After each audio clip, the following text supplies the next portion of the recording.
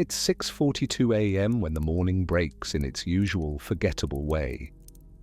You stand in the kitchen, barefoot on cold tile, one hand on the coffee grinder, the other rubbing sleep from your eyes. The house is quiet in that fragile, early hour way, light just beginning to show along the window edges, refrigerator humming low, a faint draft slipping under the back door. You breathe, slow, automatic, unaware that this is the last ordinary breath before the world shifts. The grinder doesn't finish its cycle. It dies mid-whir, a soft choke of machinery giving up. At the same instant, the lights blink out. Not a flicker, just gone. Your phone vibrates on the counter with a force that feels wrong, like the alert has weight. A national emergency alert floods the screen. EMP detonation, severe infrastructure. Failure. Seek immediate shelter in place. Then comes the silence. Not quiet. Silence. The kind that feels constructed, as if sound itself has been removed. No traffic, no distant leaf blowers, no power lines humming. Even the refrigerator is dead.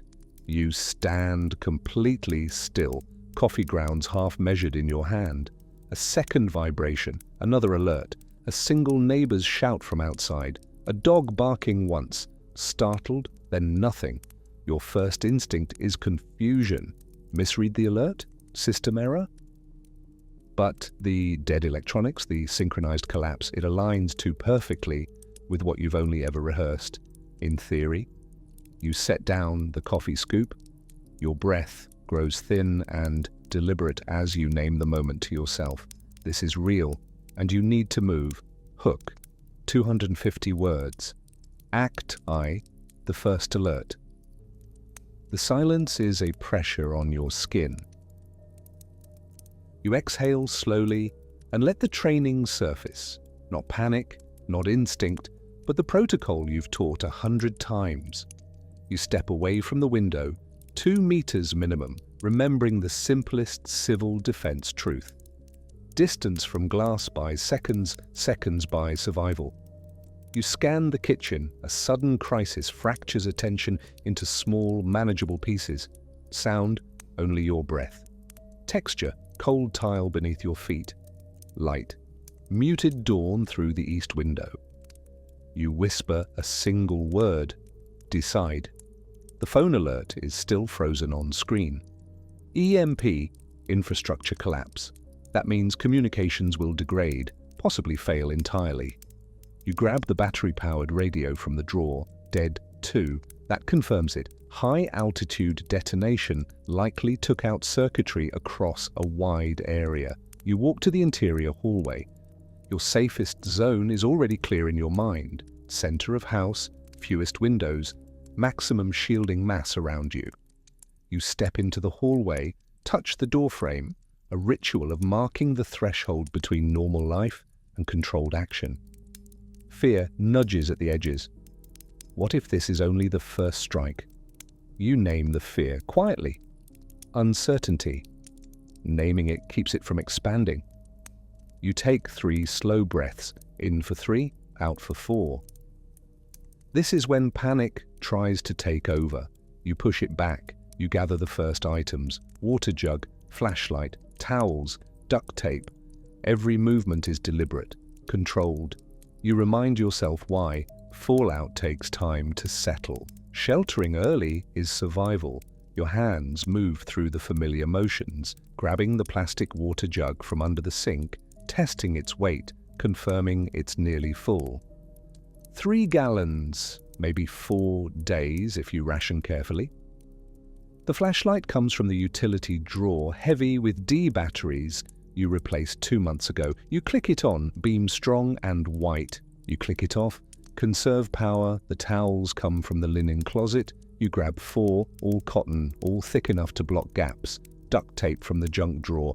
The roll feels substantial in your palm. You set everything in the hallway, your staging area. The kitchen feels wrong now, too open, too bright, too exposed. You turn your back on it. The chapter closes with your hand on the hallway light switch, useless now, but still familiar. You've done what you can for the first 5 minutes. Now you move to the next. Chapter 1, 455 words.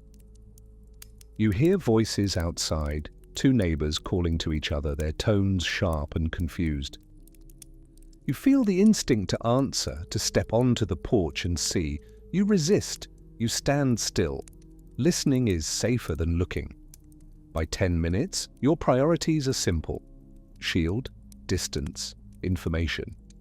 Without power, the house feels thin, too exposed. You begin sealing the hallway door edges with towels, texture rough between your fingers, dust releasing as fabric meets wood. Not airtight, but reducing airflow matters. Fallout particles travel on drafts. A civil defense principle arrives in your mind like a quiet footnote. Most dangerous fallout arrives 15 to 30 minutes after detonation, depending on wind. You don't know where the blast occurred. You may never know, but you act as if the threat is near. You press the first towel against the door's bottom edge. The gap is wider than you remembered, maybe half an inch of space where air flows freely. You fold the towel lengthwise, push it tight against the threshold. Feel the resistance as fabric compresses against wood. Already the draft is lessening. The second towel goes along the door's side edge, the hinge side, where the gap is narrower but still present. You tear a strip of duct tape, press it over the towel, securing it. The tape's adhesive smells sharp and chemical. You breathe through your mouth. You feel guilt when another neighbor knocks. 3 quick hits. Frantic. Anyone? Hello? Your hand lifts toward the doorknob on instinct. You stop. Wait.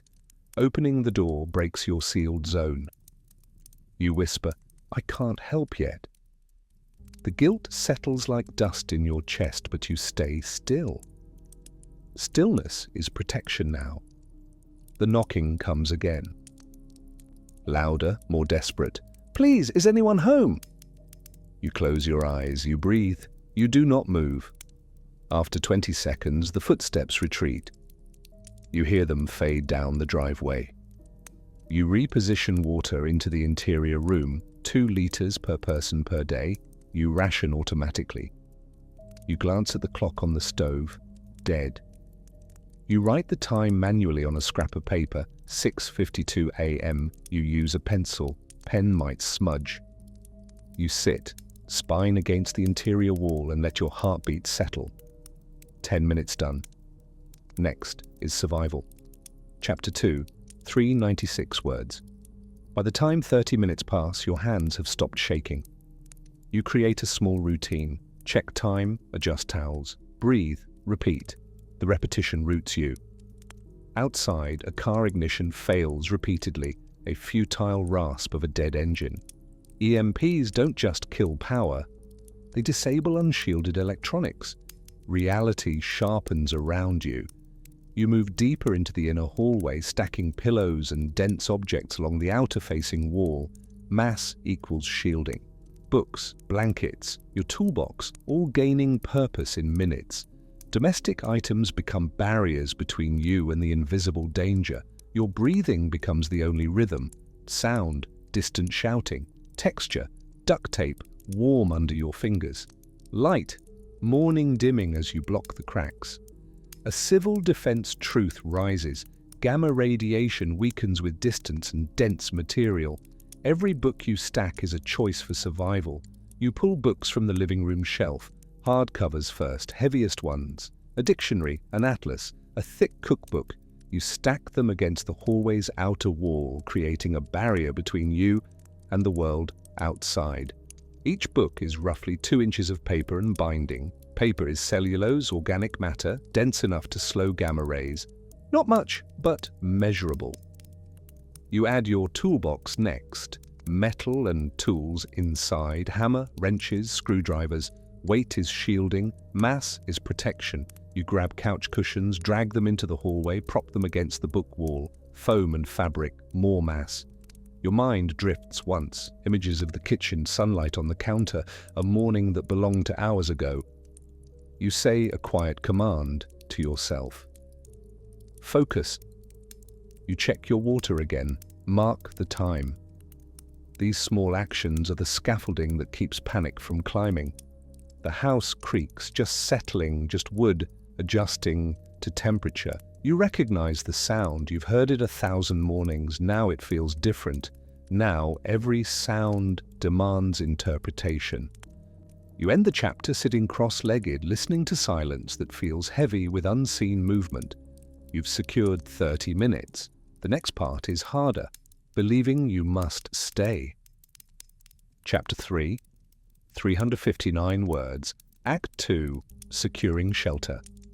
By the first hour, the psychological fracture becomes clear. Part of you wants to act, to leave, to see. The other part understands movement is danger. Survival requires immobility now. You settle into the hallway using a pillow as a seat. You run the breathing drill. In 3, hold 1, out 4. You whisper, "Breathe, don't rush." You try the radio again, static, faint and uneven. You adjust the dial. A clipped voice cuts through for a second, then vanishes. That single flicker of information steadies you more than silence did. You add a second layer of towels to the door gap. The act soothes your nerves. You feel the house cooling slightly without the HVAC. Temperature dropping enough to raise goosebumps along your arms. Fallout isn't immediate. It forms when debris is drawn upward by the nuclear fireball, becomes radioactive, and falls back to Earth. The first hours are the most dangerous. Shelter in place means using distance and dense barriers to reduce exposure until radiation decays rapidly. You remain indoors because the risk outside is invisible and severe.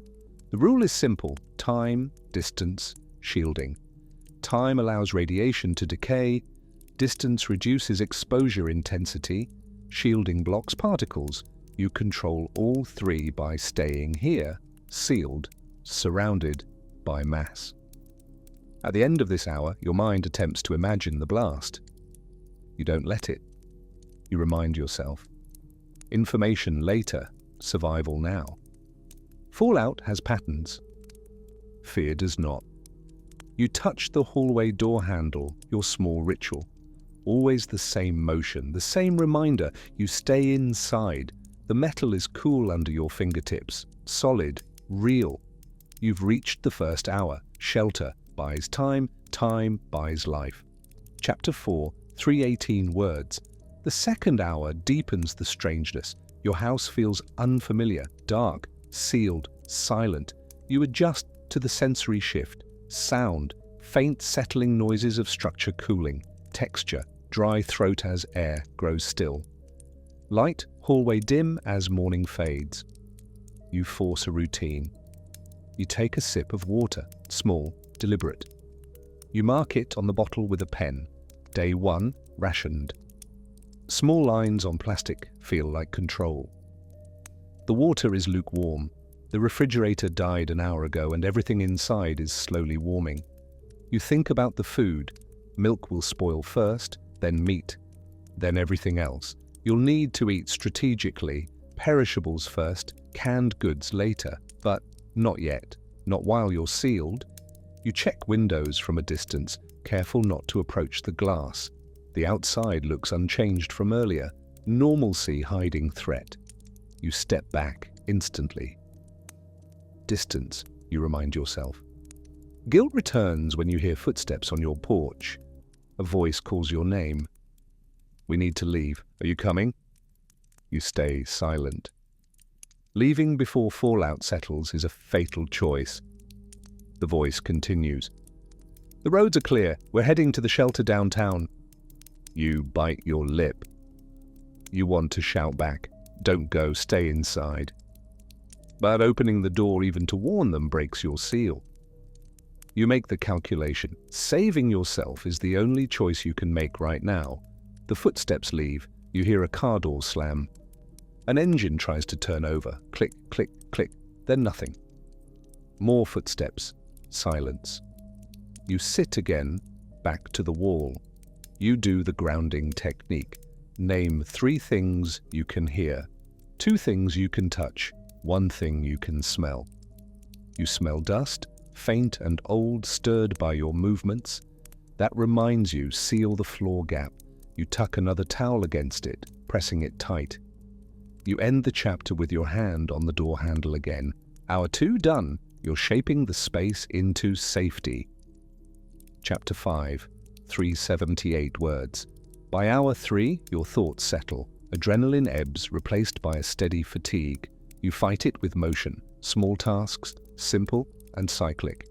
You reinforce the outer wall, more books, heavier items. You drag a small dresser to block the hallway entrance. Its wooden frame thuds softly, anchoring your shelter. A civil defense truth repeats in your mind. Every layer cuts exposure. Even 2 to 3 inches of dense material can reduce gamma radiation meaningfully. You keep stacking. The dresser is oak, heavy, 3 drawers filled with linens. You empty 1 drawer, pillowcases and sheets, and use them to add another layer against the door gaps. Fabric isn't dense, but it's something. Every inch matters. You pull the dresser into position, dragging it across the carpet. The friction resists. You pull harder. The dresser slides inch by inch until it sits flush against the hallway's narrow entrance. Now there's a physical barrier between you and the outside. The radio gives a burst of static. No voice, just noise. But noise is hope. You place the radio beside you, touching the dial every few minutes. You turn the dial slowly. AM band, nothing. FM band, static, then a tone, then static again. You leave it on FM, volume low, and set it on the floor beside your water bottle. The psychological test hits quietly. Boredom. It becomes dangerous because boredom invites action. Action invites risk. You lie on your side, knees pulled in, listening to the house. Sound, a car alarm far away, dead and fading. Texture, carpet fibers rough under your palm. Light, faint grey, seeping under the towel. You breathe. Stay still. Your body wants to move, your legs want to stretch, your mind wants stimulation. You give it a task. Count your breaths. In for 3, out for 4. Repeat. Count to 100. You reach 67 before you lose count. You start again. You end the chapter, marking the time again on paper. By hour 3, your discipline matters more than your fear. Chapter 6, 368 words. The hours between 4 and 6 stretch thin. This is when doubt creeps in. What if the danger is already past? What if you're hiding for nothing, but you know better? Radiation peaks early. Movement now is the wrong gamble. You ration a second sip of water. You adjust the towels, you check the dresser block. These tasks become ritual. You create a psychological anchor. You touch the radio dial every 30 minutes. Not to get information, though you hope for it, but to maintain rhythm. Rhythm is survival. You turn the dial. Static. You turn it back. Static. You leave it where it was. Outside, there's a metallic bang. Something falling, maybe debris, maybe nothing. You freeze. Wait, listen, decide. Then you release tension slowly. The sound doesn't repeat. You catalogue it in your mind. Single event, distant, non-threatening. You let it go. The air grows warmer from being sealed. Sweat beads at your neck. You wipe it with your sleeve, noting the stickiness. Physical discomfort is part of the test. You breathe through it. The hallway temperature is rising. Without airflow, without ventilation, the space is becoming a closed system. You feel the humidity increase, your own breath, your own body heat, trapped in a confined area. You unbutton your collar. You roll up your sleeves. You ration another sip of water, smaller this time. The bottle is already showing 5 marks. You calculate. 3 gallons, roughly 12 litres. At half a litre per hour, that's 24 hours. You have time. You let one thought surface. I miss the kitchen light. You let it fade. This is not the time for nostalgia, you whisper. By hour 5, You've adapted to the temperature. By hour 6, you've stopped noticing it. By the end of hour 6, you're fully adapted to the shelter routine. Minimal movement, controlled breath, steady mind. You've built the shelter. Now you must endure it. Chapter 7, 348 words. The 7th hour brings a new challenge, the urge to check outside. You feel it like an itch, persistent, irrational. The silence makes you hungry for information. Your hand reaches toward the hallway door. You stop. Your fingers hover. You feel the cold metal. You say, "Not yet." You retreat from the door, sit back down, and perform a grounding drill again. You stretch your legs, muscles stiff from sitting too long. The physical ache mirrors the mental one. You imagine neighbors walking outside, breaking protocol, exposing themselves. You want to warn them. But opening the door risks everything you've built. The urge intensifies. You picture the front porch, the street beyond, the familiar view of houses across the way. Are people outside? Are they safe? Did they shelter properly? You grip your hands together. You press your palms tight. You redirect the impulse. "Not yet," you say again, louder this time. The radio gives a flicker, half a sentence. Official guidance remains, then static. Your heart quickens, but you slow your breath. Sound, static, hiss. Texture, smooth plastic of the radio. Light, dimness, thickening as afternoon fades. You turn the volume up slightly. Maybe you missed something. The static continues unbroken. You turn it back down. You write the time, you touch the water bottle, you check the towels. Small actions become anchors. You perform a physical inventory, water, check, flashlight, check, radio, check, towels sealed, check, dresser in place, check, everything is where it should be. You run through the protocol in your mind, remain sheltered for at least 24 hours, longer if possible. Wait for official guidance, minimize exposure. Stay calm, you're following every rule, you're doing everything right. At the end of this chapter, you sit with your back to the inner wall and quietly remind yourself, you stay because movement is danger. You stay because this is survival. Chapter 8, 348 words. Act 3, enduring the hours. Hours 8 through 10 blur. The human brain isn't designed for this mix of fear and stillness. You feel your thoughts drifting, looping. You catch them and return to the present. You stretch gently to avoid cramps. You sip water. You mark it. You repeat, routine keeps you alive.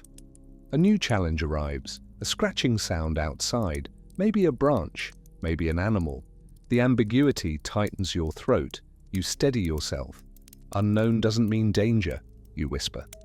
A civil defense truth returns. Fallout loses most of its intensity in the first 24 hours. That becomes your lifeline. Endure today and tomorrow is safer. Radiation decay follows a predictable pattern. Within 7 hours, radiation drops to about 10% of its initial level. Within 2 days, it drops to 1%. Time is your ally. Every hour you wait, the threat diminishes. You listen for distant movement. None. You think of your bed, your normal morning, the coffee that never finished grinding. You allow yourself that memory. Then you set it aside. The coffee grounds are still in the grinder, half measured. The scoop is still on the counter where you set it down. That life is suspended, not ended. You'll return to it. You press your palm against the interior wall. Texture cool, grounding. You let the silence fill you rather than frighten you. By hour 9, you notice your breathing has slowed. The panic that threatened earlier has receded. You're operating on discipline now, not adrenaline. By hour 10, you realize you haven't checked the door handle in 30 minutes. The ritual is becoming less necessary. You're adapting. You end the chapter with a whisper. Hour 10, you're still here. Still choosing discipline. Chapter 9, 304 words. Night comes without ceremony. just a gradual thinning of light. You feel the temperature drop. You wrap yourself in a blanket from the hallway closet. The softness steadies you. The psychological challenge intensifies. Isolation. Darkness amplifies every creak, every imagined threat. You breathe slow, controlled. This is when panic tries to return, the narrator part of you says. Don't let it. The radio emits another fragment. Shelter, remain indoors, more information. Then gone. You feel relief. A voice means systems are trying to recover. You decide to conserve the radio's battery by turning it off for 30 minutes at a time. You click it off. The silence deepens instantly. Without even the static, the hallway feels more isolated. You set a mental timer 30 minutes, then you'll check again. You lie down, but you don't sleep. Sleep is dangerous. Your mind wants alertness. You rest in micro moments instead, eyes closed for seconds at a time. Sound, your own breathing. Texture, blanket rough at the edges. Temperature, steady cooling. The blanket smells like the closet, slightly musty, slightly dusty, familiar. You pull it tighter around your shoulders. The darkness is complete now. Without power, without streetlights, the night is absolute. You can't see your hand in front of your face. The blackness is disorienting. You close your eyes, open them, no difference. You keep them closed. Your other senses sharpen. You hear the house settling. A creak from the kitchen, a pop from the living room. Wood contracting as temperature drops. You hear your own heartbeat, steady, strong. You end the chapter, shifting the blanket tighter around your shoulders. Night has arrived. You keep your place. You keep your discipline. Chapter 10. 310 words. You wake from a brief, unsteady sleep. Your neck aches. Your mouth is dry. You mark the time, sometime after midnight. You sip water. You breathe. The silence feels different now, less oppressive, more hollow, like the world outside is resting after an immense exertion. You check the radio again, static. Then a faint voice, clearer than before. Remain sheltered. Radiation levels decreasing, updates to follow. Your chest loosens slightly, not safety but direction. You log the message on paper, documentation keeps the mind steady. You write, radiation decreasing. The words look strange on paper, clinical, distant, but they carry weight. You write the time beside it, 12:30 a.m., approx. You adjust the walls of books, pressing everything closer. Routine maintains control. The psychological weight shifts. Fewer thoughts of escape, more focus on endurance. You recognize this change. It's the moment your mind adapts. You've stopped fighting the situation. You've accepted it. The fear hasn't disappeared. It's just become manageable. You carry it now like a weight you've learned to balance. You think about the neighbors who knocked earlier. Did they shelter? Did they leave? You'll never know. That uncertainty is part of survival too. You can't control what others do. You perform another physical check. Towels still sealed, dresser still in place, water supply adequate, radio functional. Everything remains stable. You allow yourself a moment of quiet pride. You've made it this far, through panic, through fear, through doubt. You've stayed disciplined. You've followed protocol. You end the chapter with a quiet note to yourself. You're moving from fear to function. That is survival. Chapter 11, 296 words. Act 4. The first morning after light seeps under the towel, first sign of dawn. You feel its arrival more than see it. The world has turned once while you remained still. You sit upright, stretch your legs, mark the time. Your body aches everywhere, but you're here. You turn on the radio, static, then a voice. Calm, official. This is a national emergency broadcast. EMP detonation confirmed. Continue shelter in place until further instructions. The words carry weight. Confirmation, not rumor, not guess. Truth. The voice continues. Radiation levels are decreasing in most areas. Remain sheltered. Conserve food and water. Further updates will be provided as communication infrastructure is restored. You feel a pang of grief for the world outside, unseen, unknown. You feel guilt for surviving so far. You breathe through both. You tighten the towels again. You ration another sip. You mark it. Dawn light shifts slowly, warming the air slightly. You whisper, "Day 2. The light is grey, filtered through the towel's fabric. It's not much, but it changes everything. The hallway becomes visible again. You can see your hands, the water bottle, the radio. You catalogue the space around you, books stacked in a careful wall, dresser blocking the entrance, towels sealing every gap. The architecture of survival you built in darkness, now visible in dawn. You've survived the night, hours of isolation, darkness, uncertainty. You controlled what you could, you endured what you couldn't. The radio crackles again. Emergency shelters are being established. Do not attempt to travel until instructed. You write it down. You end the chapter with a long exhale. You survived the night, not by luck, by discipline. Chapter 12, 302 words. The morning moves gently through the sealed room. It brings no comfort, but it brings clarity. Radiation is still present outside, but lower. The first 24 hours are the steepest drop. You remain sheltered, but now your mind carries quiet strength. You listen to the radio, static, then a full sentence. More guidance will follow. Continue to ration water, stay inside. The message feels like a hand on your shoulder. You check your water bottle. The marks from yesterday are still there. Tiny lines, each a decision. You add a new one for dawn. Each mark represents a moment of discipline. A choice to ration. A choice to endure. You count them. 8 marks. 8 hours of controlled consumption. You have 2/3 of your water remaining. You lean against the wall. You breathe deep, 3 in, 4 out. You steady yourself. You think of the kitchen again. The grinder stopped mid-cycle.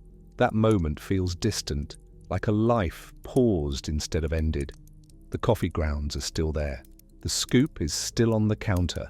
The morning light that was just beginning is now a full dawn, though you can't see it from here. You touch the hallway door handle, the same ritual that carried you through the night. This time, the metal feels less like a barrier and more like a reminder. You controlled what you could. You controlled your space. You controlled your actions. You controlled your fear.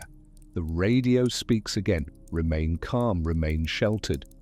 Help is being organized. You sit back down and listen as static slowly settles into a clearer voice.